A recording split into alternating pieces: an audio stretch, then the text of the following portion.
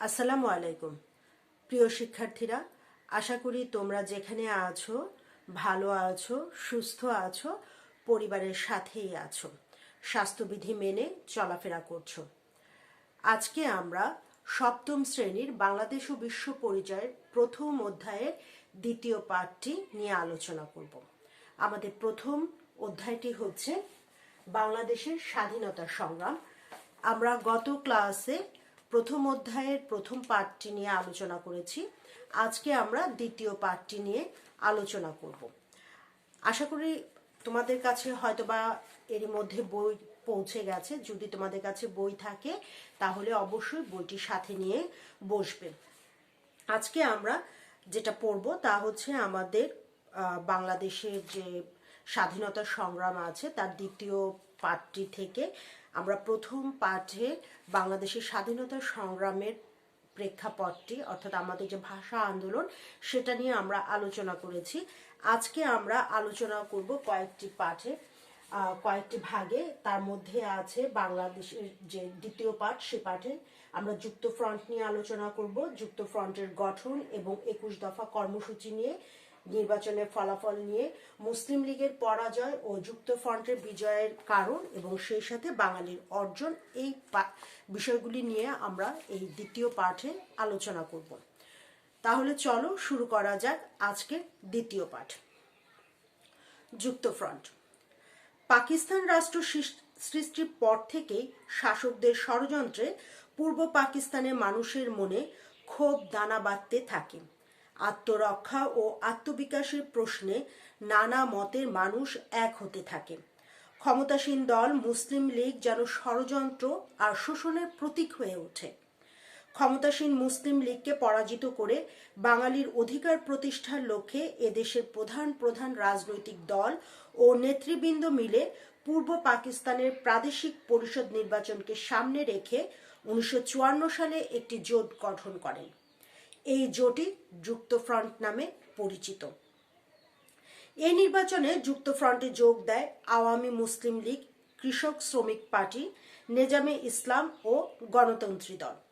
যুক্ত ফ্রন্ট 1954 সালের নির্বাচন ও পূর্ব বাংলার মুক্তি সংগ্রামের ইতিহাসে গুরুত্বপূর্ণ ভূমিকা পালন করে। এরপরে আমরা যে জায়গাটুকু পড়লাম যে যুক্ত ফ্রন্ট গঠনের কারণ, আমাদের এটা বুঝতে পারলাম যে যুক্ত ফ্রন্ট গঠনের মূল কারণই কিন্তু ছিল যে পূর্ব পাকিস্তান প্রাদেশিক পরিষদকে নির্বাচনকে সামনে রেখে পশ্চিম পাকিস্তানিদের অত্যাচার এবং অন্যায়ের বিরুদ্ধে একটি প্রতিবাদ, এবং এক্ষেত্রে আমাদের দেশের রাজনৈতিক নেতৃবৃন্দ এবং বিভিন্ন যে দলগুলো আছে সেই দলগুলো একত্রিত হয়েই যুক্ত ফ্রন্ট গঠন করেছিল। এরপরে আমরা যাব যুক্ত ফ্রন্ট গঠন এবং 21 দফা কর্মসূচিতে।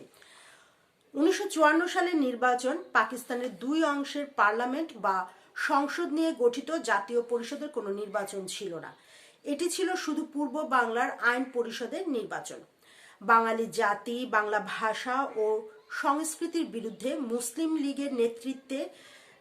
লীগ নেতৃত্বের কার্যকলাপ ও পাকিস্তানি শোষণ প্রতিরোধে এই নির্বাচন ছিল একটি মাইল ফলক। ক্ষমতাসীন মুসলিম লীগ সহ মোট 16টি দল এই নির্বাচনে অংশগ্রহণ করে। মূল প্রতিদ্বন্দ্বিতা হয় যুক্ত ফ্রন্ট ও মুসলিম লীগের মধ্যে। যুক্ত ফ্রন্ট নৌকা প্রতীক নিয়ে নির্বাচন করে। যুক্ত ফ্রন্টের নেতৃত্বে তৎকালীন বাংলার 3 প্রবীণ নেতা শেরে বাংলা A.K. ফজলুল হক, মাওলানা আব্দুল হামিদ খান ভাসানী এবং হোসেন শহীদ সরওয়ার্দী ছিলেন। এ সময়ে তরুণদের মধ্যে বঙ্গবন্ধু শেখ মুজিবুর রহমান সকলের দৃষ্টি আকর্ষণ করেন এবং একজন জনপ্রিয় রাজনৈতিক নেতা হয়ে ওঠেন। যুক্ত ফ্রন্ট জনগণের সামনে 21 দফা কর্মসূচি প্রকাশ করে। এতে পাকিস্তানের অন্যতম রাষ্ট্রভাষা হিসেবে বাংলার স্বীকৃতি, জমিদারি প্রথা বাতিল, পাট শিল্প জাতীয়করণ, সমবায় ভিত্তিক কৃষি ব্যবস্থা, অবৈতনিক ও বাধ্যতামূলক প্রাথমিক শিক্ষাদান ইত্যাদি অন্তর্ভুক্ত করা হয়। এছাড়া সমস্ত অন্যায় আইন কানুন বাতিল, 52 সালে ভাষা আন্দোলনের শহীদদের স্মরণে শহীদ মিনার নির্মাণ, 21শে ফেব্রুয়ারি সরকারি ছুটি ঘোষণা এবং পূর্ব বাংলার স্বায়ত্তশাসনের কথাও বলা হয়। বাংলা ভাষা ও সাহিত্যের উন্নয়নের জন্য বাংলা একাডেমি প্রতিষ্ঠাও দাবি করা হয়।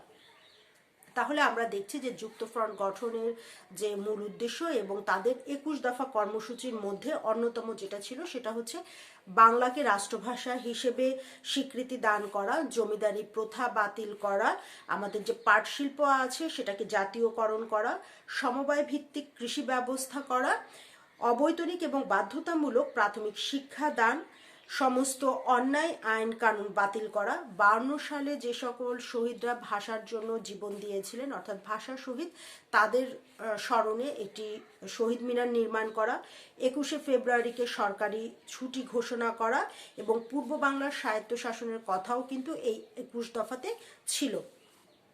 এরপরে আমরা আসব নির্বাচনের ফলাফলে। নির্বাচনের ফলাফলে আমরা দেখছি 1954 সালের নির্বাচনে মুসলমান ও অন্যান্য ধর্মাবলম্বীদের জন্য আলাদা আসন ছিল, আলাদা ভোট হয়। পূর্ব পাকিস্তান আইন পরিষদ নির্বাচনে 309টি আসনের মধ্যে যুক্তফ্রন্ট 236টি আসন পেয়ে নিরঙ্কুশ সংখ্যাগরিষ্ঠতা অর্জন করে। অপরদিকে ক্ষমতাসীন মুসলিম লীগ চরম বিপর্যয়ের সম্মুখীন হয়, তারা মাত্র 9টি আসন পায়। বাকি আসনে স্বতন্ত্র প্রার্থী সহ অন্যান্য দল বিজয়ী হয়। যুক্তফ্রন্টের এই বিজয়কে দেশ বিদেশের পত্র পত্রিকায় ব্যালেট বিপ্লব বলে আখ্যায়িত করা হয়। এ নির্বাচন ছিল পূর্ব বাংলার প্রাপ্ত বয়স্কদের ভোটে প্রথম সার্বজনীন নির্বাচন। বাঙালি জাতি নিজেদের অধিকার রক্ষার জন্য উজ্জীবিত হয়ে যুক্তফ্রন্টের নৌকা প্রতীকে ভোট দেয়। শুধু ধর্মের দোহাই দিয়ে মানুষকে যে ধোঁকা দেওয়া যায় না, মুসলিম লীগের ফলাফলের বিপর্যয়ে তা প্রমাণিত হয়। ভাষা ও সংস্কৃতি বিরোধী অবস্থান নিয়ে কঠোর দমননীতি এবং স্বৈরশাসন চালিয়ে কোনো সরকার যে দীর্ঘদিন ক্ষমতায় টিকে থাকতে পারে না, এটা তারও প্রমাণ।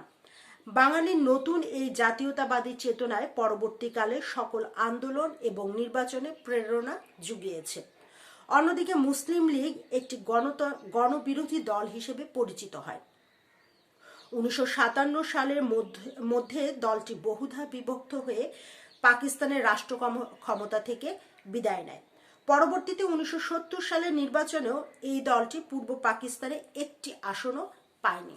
তাহলে আমরা এই যে নির্বাচনের ফলাফলটা দেখলাম যে 1954 সালে যুক্তফ্রন্টে যে নির্বাচনে জয়ী হয়, তা থেকে প্রমাণিত হয় যে শুধুমাত্র ধর্মের দোহাই দিয়ে কিংবা সংস্কৃতিকে, আমাদের যে সংস্কৃতি সেই সংস্কৃতিকে দাবিয়ে রেখে কঠোর দমননীতি প্রয়োগ করেও কিন্তু ক্ষমতায় দীর্ঘদিন টিকে থাকা যায় না। এরপর আমরা যাব মুসলিম লীগের পরাজয় এবং যুক্তফ্রন্টের বিজয়ের কারণে। স্বাধীনতার পর থেকে মুসলিম লীগের ভূমিকা বাঙালিকে ক্ষুব্ধ করেছিল, আর ভাষা আন্দোলনের বিজয়ের ফলে দেশে রাজনৈতিক পরিবর্তনের জন্য তাদের আকাঙ্ক্ষা বেগবান হয়ে ওঠে। যুক্তফ্রন্টে বিভিন্ন দল ও মানুষের মতের মানুষ একত্রিত হয়েছিল। এটি যুক্তফ্রন্টের সহজ বিজয়ের অন্যতম একটি কারণ। এ জোটে কর্মসূচিতে জনগণের আশা আকাঙ্ক্ষার প্রতিফলন ঘটে। বাংলা ভাষার মর্যাদা দান, প্রাদেশিক স্বায়ত্তশাসন, কৃষক, শ্রমিক, ছাত্র সহ সকল শ্রেণীর মানুষের কথা এতে ছিল। 21 দফা কর্মসূচিও তাদের সহজ বিজয়ের একটি অন্যতম কারণ। যুক্তফ্রন্টে প্রবীণ এবং তরুণ নেতাকর্মীদের সমন্বয় ঘটে। পাশাপাশি তরুণদের প্রচার অভিযান ছিল চোখে পড়ার মতো। অন্যদিকে মুসলিম লীগের কর্মসূচি ছিল অস্পষ্ট এবং অনেকটা গোঁজামিলে ভরা। গণবিচ্ছিন্ন নেতাকর্মীরা যুক্তফ্রন্টের কর্মীদের প্রচার অভিযানে জোয়ারে ভেসে যায়। মুসলিম লীগের দুঃশাসন, দ্রব্যমূল্যের ঊর্ধ্বগতি, শোষণ, দলের মধ্যে অন্তর্দ্বন্দ্ব, দুর্নীতি, পাকিস্তানের দুই অংশের বৈষম্য ইত্যাদি ছিল মুসলিম লীগের পরাজয়ের অন্যতম কারণ।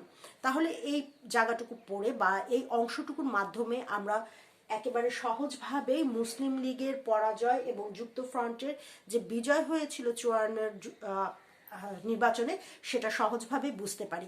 তাহলে আমরা বুঝতে পারছি যে ওই সময়টাতে যুক্তফ্রন্টের বিজয়ের অন্যতম কারণ ছিল এখানে একদিকে যেমন বাঙালির স্বায়ত্তশাসনের কথা বলা হয়েছে, বিভিন্ন দলের মতের বিভিন্ন বয়সের মানুষের মিলন ঘটেছে, তাদের নির্বিশেষে সকলের মতের প্রকাশ ঘটেছে।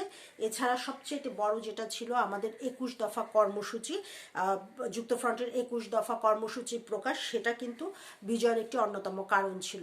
যুক্তফ্রন্টে তৎকালীন সময় প্রবীণ এবং নবীন নেতাদের সমন্বয় ঘটেছিল, তরুণদের যে জোয়ার, তাদের প্রচারণার অভিযান, সেটার ফলে দেখা গেছে যে মুসলিম লীগের পরাজয় কিন্তু অনেক বেশি ত্বরান্বিত হয়েছে।